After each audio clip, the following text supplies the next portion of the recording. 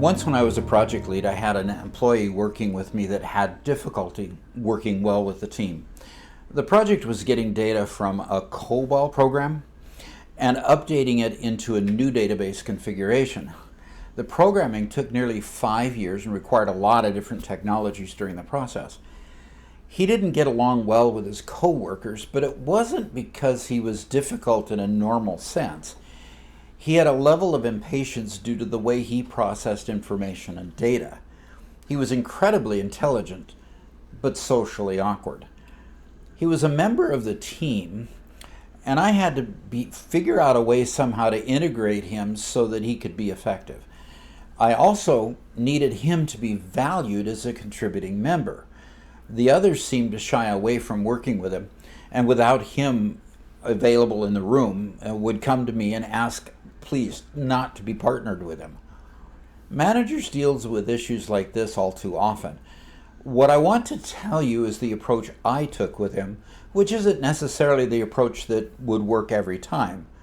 So I'm going to call him Tom, although that's not his real name. He and I developed a good relationship while taking lunch together, developed some common interests and discussing his life and what he was interested in.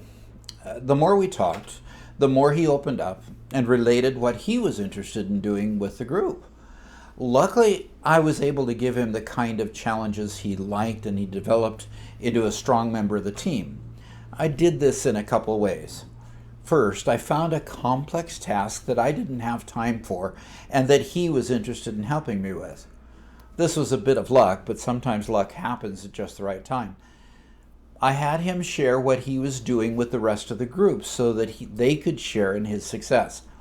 As he became more comfortable with sharing with the group began to contribute suggestions, which he took well, actually, and incorporated this into his coding. When he finished the module he was working with, the management loved it. I had him show the work and made sure that he was given credit to management for the accomplishment. He began coming out of his shell and made friends with the others within the group, which then created much more collaborative relationship with the team as we continued to work through the rest of the project. At the end of the 5 years working on the project, I moved on to another project, leaving the group behind. Tom struggled with the new management who took over and eventually left the company.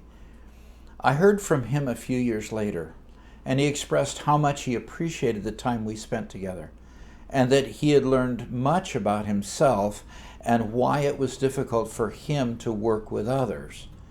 By allowing him to thrive, he said that he was able to find another good job and was now successful as a manager.